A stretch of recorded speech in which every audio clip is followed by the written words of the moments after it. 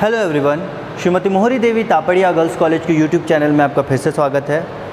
हम इन video series में हर्डमेनिया के बारे में पढ़ रहे थे। हमने हर्डमेनिया से रिलेटेड इनका डाइजेस्टिव सिस्टम, डाइजेस्टिव ग्लैंड्स और उसके बाद इनकी जो फीडिंग मैकेनिज़्म है उनके बारे में डिस्कस कर लिया था। तो बेसिकली हमने डाइजेशन जो है हर्डमेनिया का वो पूरा कंप्लीट कर लिया है। आज के वीडियो लेक्चर में हम हर्डमेनिया का नर्वस सिस्टम के बारे में हम पढ़ेंगे। नर्वस सिस्टम ऑफ हर्डमेनिया कि नर्वस सिस्टम कैसे फंक्शन करता है, क्या है इनका नर्वस सिस्टम, कितना कॉम्प्लेक्स है या फिर कितना सिंपल है, उसके बारे में हम थोड़ा जानकारी प्राप्त करेंगे। सो नर्वस सिस्टम ऑफ हर्डमेनिया की बात करें तो हर्डमेनिया के बारे में आपको पता है कि बहुत सिंपल काइंड ऑफ ऑर्गेनिज्म है। सिंपल इन द सेंस कि बहुत ज़्यादा कॉम्प्लेक्स स्ट्रक्चर इसके अंदर नहीं प्रेजेंट है।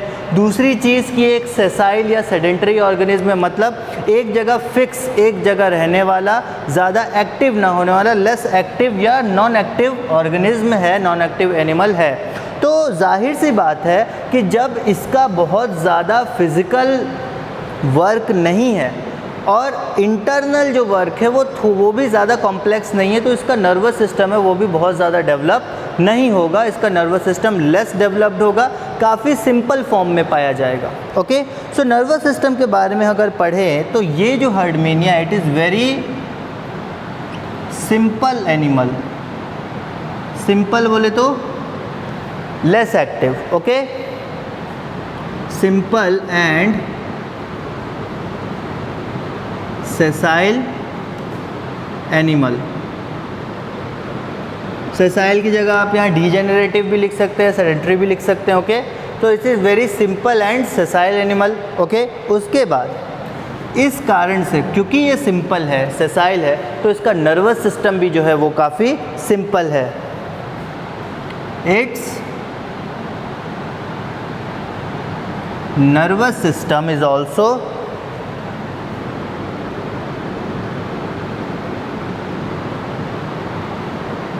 Very simple.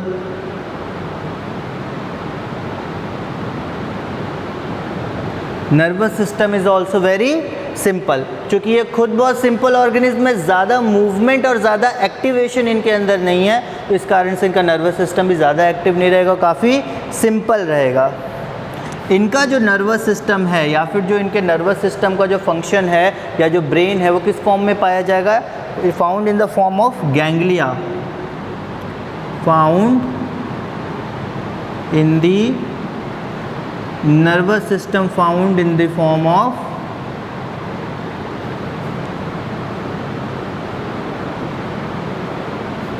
ganglia.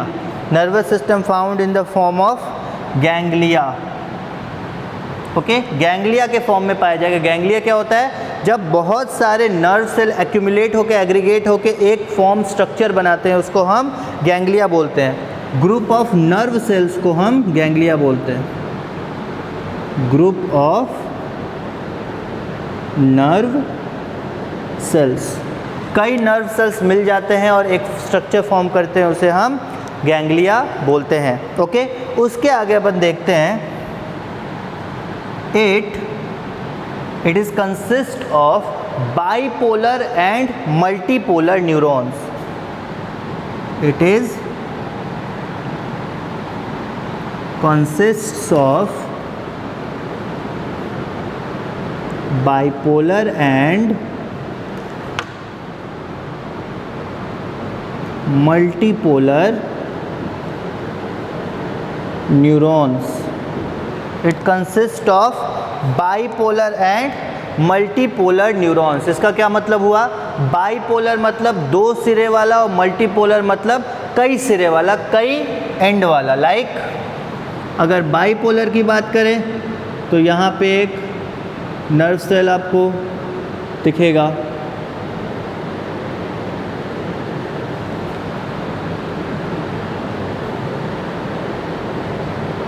ये जो है ये बाइपोलर है क्योंकि यहाँ भी एक हेड है, यहाँ भी एक एक्सिस है, दोनों साइड है। हाँ, तो ये दोनों साइड जब प्रेजेंट है तो ये ऐसा जो आपका नर्व सेल है वो बाइपोलर हुआ।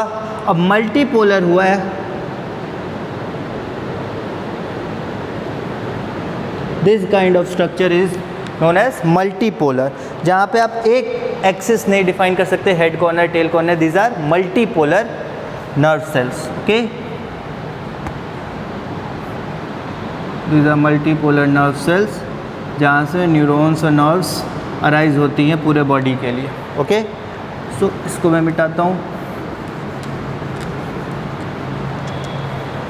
So very simple and sessile animal. Its nervous system is also very simple because it is very simple organism. The nervous system found in the form of ganglia. Ganglia means group of nerve cells, and it is consists of bipolar and multipolar neurons. Bipolar और multipolar neurons के form में पाए जाएंगे। क्या इनका जो sales होगा वो नर्व सेल्स होगा वो बाइपोलर और मल्टीपोलर फॉर्म में पाए जाएंगे। आगे हम देखते हैं।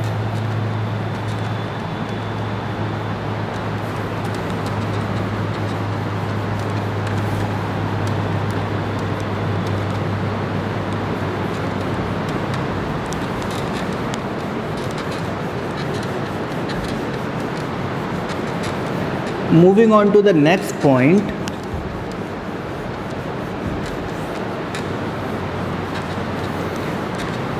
यहाँ पे हमने देख लिया कि ये सिंपल टाइप के होते हैं, इनका ऑर्गेनाइजेशन जो नर्वस सिस्टम का है वो भी काफ़ी सिंपल होता है। उसके आगे अपन देखते हैं कि ये जो है कहाँ लोकेटेड होंगे, जो इनका पूरा नर्वस सिस्टम होगा वो कहाँ लोकेटेड होगा।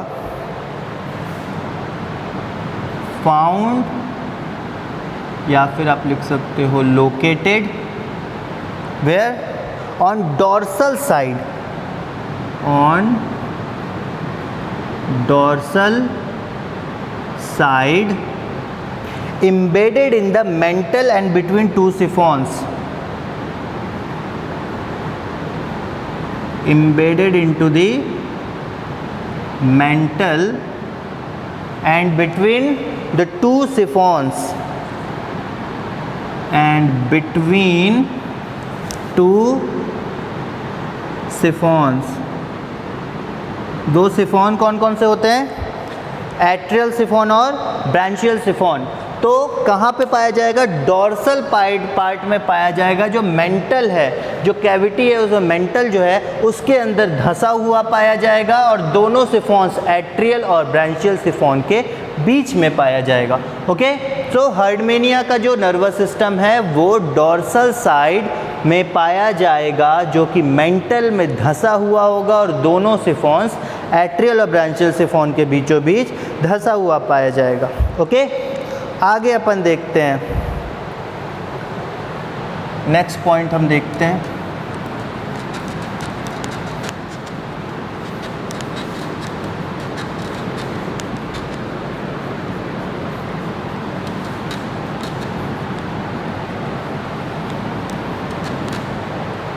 नेक्स्ट पॉइंट देखते हैं। एक पॉइंट है यहाँ पे, आप लोग नोट करना अपने नोटबुक में।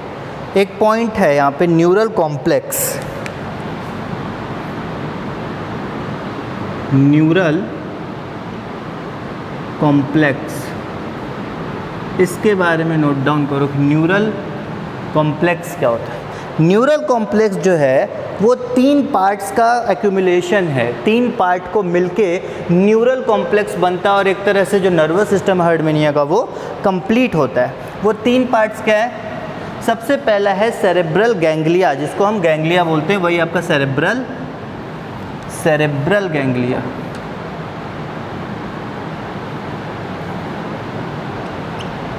Cerebral ganglia. सेकेंड है आपका neural gland.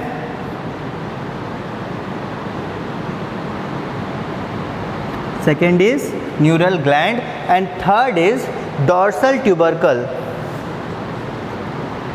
Third is dorsal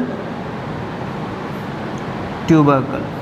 ये तीन पार्ट से मिलके बनता है हर्डमेनिया का न्यूरल कॉम्प्लेक्स। हर्डमेनिया का न्यूरल कॉम्प्लेक्स ये तीन पार्ट से मिलके बनता है। इसको हम थोड़ा सा देखते हैं डायग्रामेटिक व्यू में।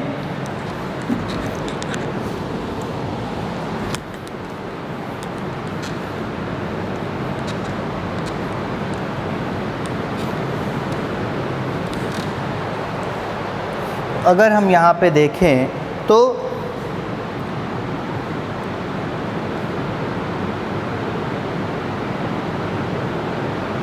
जो आपको सेरेब्रल गैंग्लिया या गैंग्लिया के जो पोर्शन है वो यहाँ पे दिखेंगे, क्योंकि दोनों साइड से दो एंड्स आपको दिख रहे हैं। यहाँ पे दो एंड्स आपको दिख रहे हैं।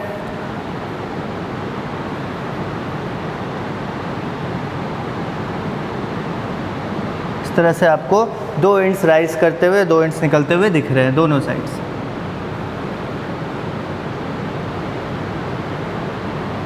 Okay, so this is your cerebral ganglia, this is your cerebral ganglia, cerebral ganglia. वहाँ पे आपका एक जगह प्रेजेंट होगा न्यूरल ग्लैंड, इसके जस्ट अपर साइड में प्रेजेंट होगा न्यूरल ग्लैंड।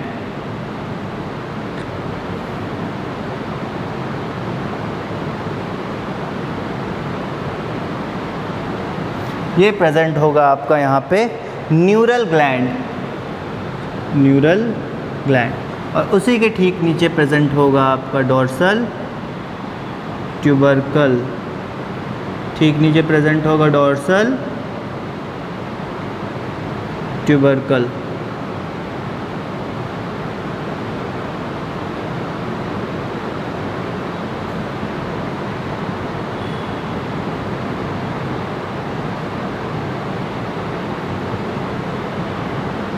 और यहाँ प्रेजेंट है dorsal tubercle. Okay, this is dorsal tubercle. तो ये है आपका न्यूरल कॉम्प्लेक्स हर्डमेनिया का, जहाँ पे सेरेब्रल गैंग्लिया, न्यूरल ग्लैंड और डोर्सल ट्यूबरकल ये तीनों प्रेजेंट हैं। अब इसके आगे हम देखते हैं, न्यूरल कॉम्प्लेक्स के आगे हम थोड़ा डिस्कस करते हैं कि इसके फंक्शंस के बारे में। ओके, कैसे फंक्शन करता है और कौन कौन से पार्ट्स प्रेजेंट होते हैं। हमने ये तो देखा कि सिंपल टाइप का होता है, ज़्यादा इसमें कुछ खास होता नहीं है, कोई कॉम्प्लेक्स स्ट्रक्चर ज़्यादा नहीं पाए जाते। फिर भी कुछ स्ट्रक्चर्स जो पाए जाते हैं जो कि जो नॉर्मल वर्किंग है हर्डमेनिया के उसमें हेल्प कर सकें, तो उनके बारे में हम थोड़ा सा देखते हैं। Okay,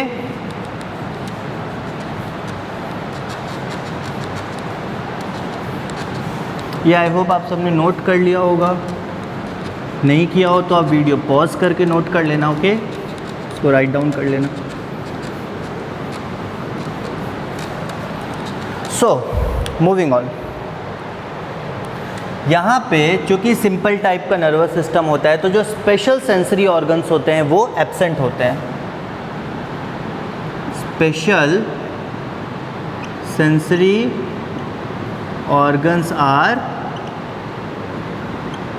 absent, special sensory organs absent होते हैं, बट कुछ सेंसरी सेल्स होते हैं जो कि प्रेजेंट होते हैं। But simple sensory cells are present. जो स्पेशल सेंसरी ऑर्गन्स होते हैं वो तो एब्सेंट होते हैं, पर कुछ सिंपल सेंसरी सेल्स हैं जिनकी यहाँ पे प्रेजेंस पाई जाती है। ओके, उसके बाद अपन देखते हैं जो सेंसरी सेल्स हैं उनके बारे में हम डिस्कस करते हैं कि कौन कौन से सेंसरी सेल्स पाए जाते हैं।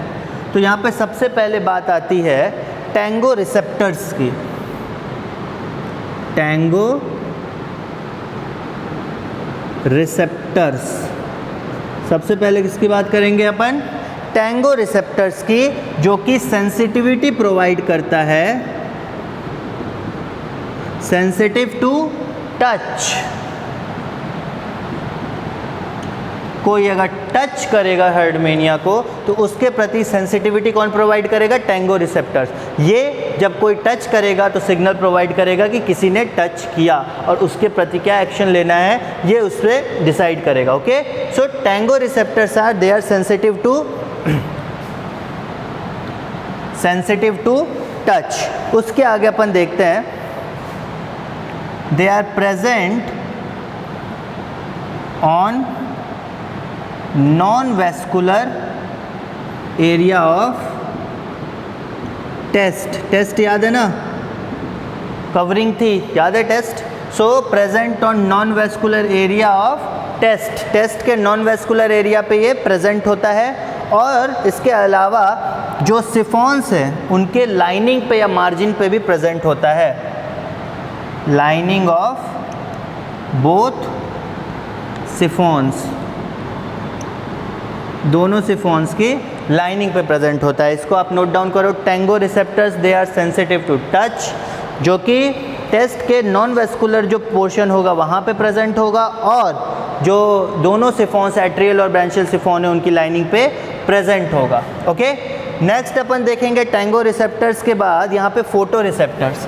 अब फोटो रिसेप्टर्स जो है, नाम से तो कुछ पता चल रहा होगा कि किसके प्रति ये सेंसिटिविटी प्रोवाइड करेगा या किसके प्रति ये सेंसिटिव होगा।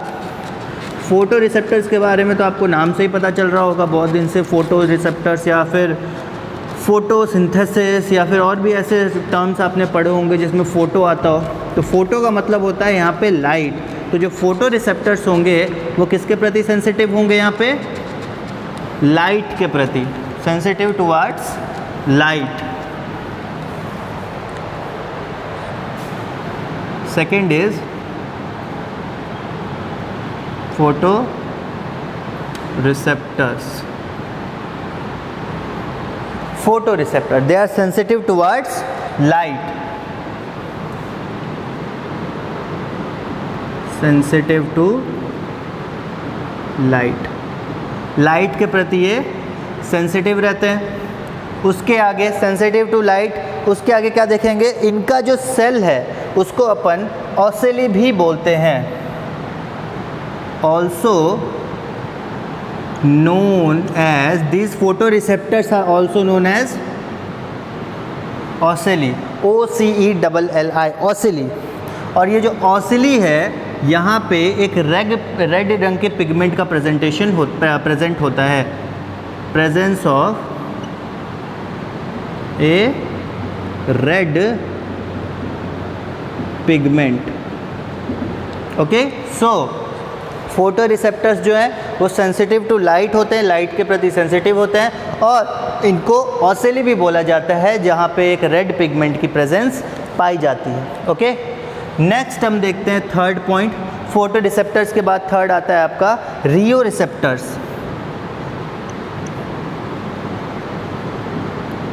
रियो receptors, third one is Rheo receptors. Rheo receptors are those which are sensitive towards water current.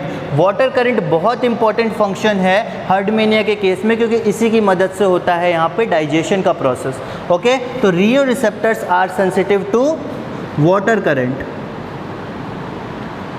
Sensitive to water current. The Rheo receptors, RHEO, Rheo receptors are sensitive to water current, और ये present कहाँ होता है, present on lining of siphons, lining या margin बोल लो, सिफॉन्स के दोनों ब्रांचियल और एट्रियल सिफॉन की लाइनिंग पे या मार्जिन पे ये प्रेजेंट होते हैं रियो रिसेप्टर्स। फोर्थ की अगर हम बात करें तो यहाँ पे आता है thermo receptors. Thermo receptors, again फिर से नाम से आपको पता चलना चाहिए कि थर्मो रिसेप्टर किसके प्रति सेंसिटिव होगा। थर्मो रिसेप्टर यहाँ पे सेंसिटिव होगा टेम्परेचर के प्रति, सेंसिटिव टू टेम्परेचर।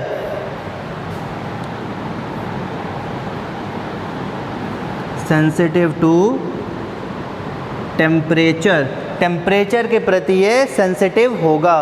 और ये भी जो है मतलब टेम्परेचर का अगर फ्लक्चुएशन होगा तो ये जो हर्डमेनिया को सिग्नल प्रोवाइड करेगा नर्वस सिस्टम में कि टेम्परेचर बाहर का ज़्यादा है या टेम्परेचर बाहर का कम है। उसके आगे हम देखते हैं नेक्स्ट, यहाँ थर्मो जो रिसेप्टर्स है ये भी मार्जिनल लाइनिंग पे प्रेजेंट होगा सिफॉन्स के, present on lining of chiffon, chiffon की लाइनिंग पे ये भी प्रेजेंट होगा। और फाइनल आता है fifth one, that is chemo receptors. Final क्या आता है, कीमो रिसेप्टर्स, फिफ्थ वन। इसको मैं मिटाता हूँ, नेक्स्ट हम लिखते हैं कीमो रिसेप्टर्स के बारे में। तो फाइनल पोर्शन जो आता है आपका fifth point, that is chemo receptors.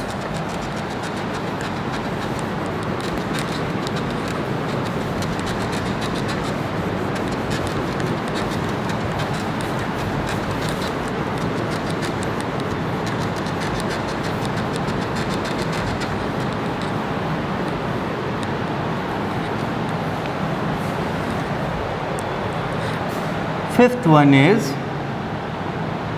Chemo receptors. Fifth one is chemo receptors. Chemo receptors में दो पोर्शन यहाँ पे पाए जाएंगे, एक तो होगा टेंटिकल्स और दूसरा डॉर्सल ट्यूबरकल। दो सेंसरी सेल पाए जाएंगे कीमो रिसेप्टर के अंदर, एक टेंटिकल्स और दूसरा पाया जाएगा डॉर्सल ट्यूबरकल। ये जो दोनों हैं sensory cell,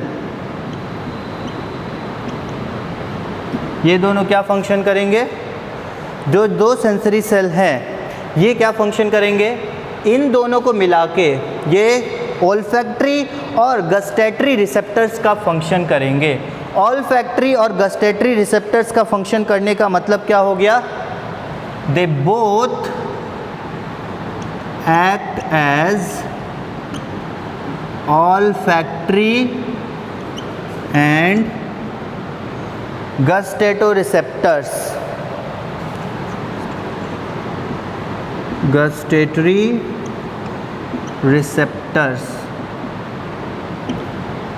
What does this mean?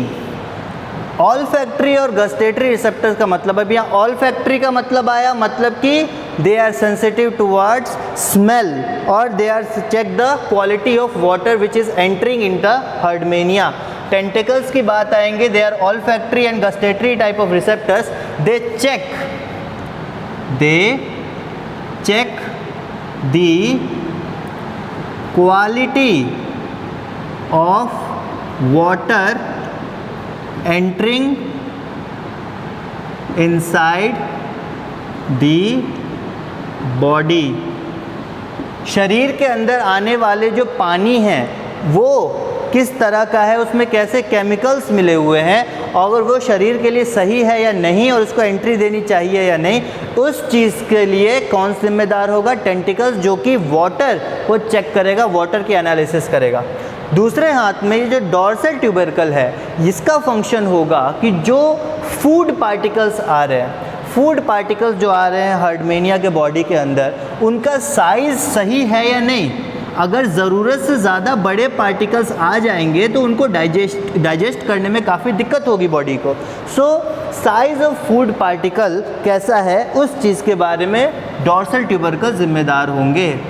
They check size of food particle. ये फूड पार्टिकल का साइज़ चेक करेंगे जो कि हर्डमेनिया के बॉडी में एंटर करेगा, और अगर फूड पार्टिकल का साइज़ बहुत बड़ा होगा तो ये उसको स्टॉप करेगा। ओके, सो ये 5 टाइप के आपको रिसेप्टर्स देखने को मिल गए।